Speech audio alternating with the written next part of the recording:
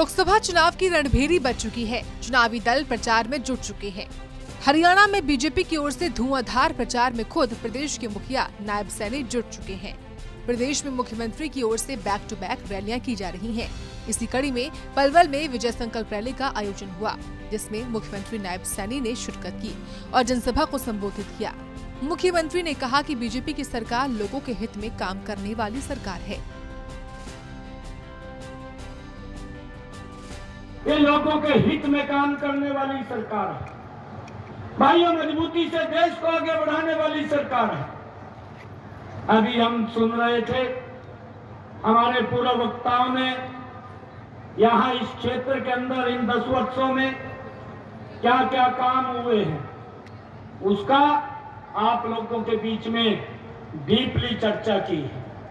ये यहाँ की बात नहीं है, ये पूरे देश की बात है। आज देश के किसी भी कोने के अंदर आप लोग जाएंगे, लोगों के जीवन को सरल करने का काम इन 10 वर्षों में ये नरेंद्र मोदी की सरकार ने किया है भाइयों। और मुझे खुशी है इस बात की कि नरेंद्र मोदी जी ने भाइयों काम ज्यादा किया है, बातें कम की हैं। इस दौरान मुख्यमंत्री ने विपक्षी गठबंधन और कांग्रेस के मैनिफेस्टो पर भी हमला बोला। उन्होंने न्याय के वादे पर भी तंज कसते हुए कहा कि कांग्रेस ने 55 सालों में देश की जनता के साथ अन्याय किया और आज न्याय की बात कर रहे हैं। मैनिफेस्टो निकाला कि हम न्याय देंगे।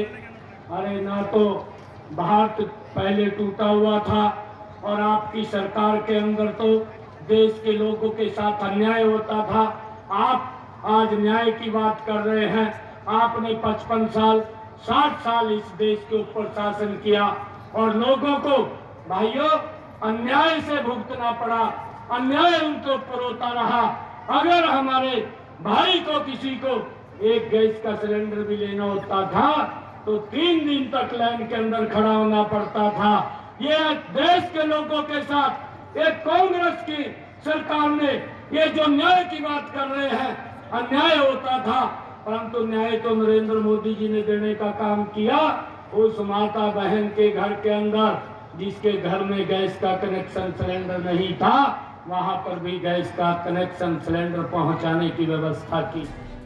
इस अवसर पर उनके साथ फरीदाबाद लोकसभा उम्मीदवार कृष्णपाल गुर्जर, कैबिनेट मंत्री मूलचंद शर्मा समेत तमाम बीजेपी नेता शामिल रहे।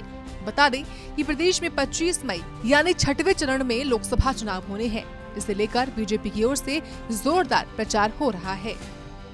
पलवल से सौरभ वर्मा की रिपोर्ट।